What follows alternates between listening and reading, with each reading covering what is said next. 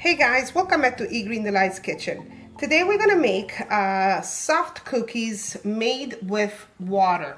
So the first thing that you need is half a cup of hot water, olive oil, like just a little less than a quarter of a cup, okay? 250 grams, which is 1 cup of flour, okay? A little bit slowly. Okay, in the middle of the mixing, you just add just 1 little bag of baking powder.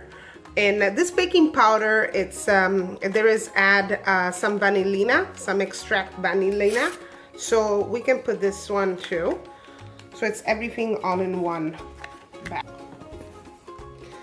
All right, my dough, it's on the table right here. So as you notice, guys, I made already pastry cream. It's already made because I need my pastry cream to be cold by the time I'm done to make those cookies. So I'm gonna leave down below the link I already made it in one of my videos. It's called Easy and Fast Pastry Cream. Takes just a few minutes to do it, but it's so delicious, okay?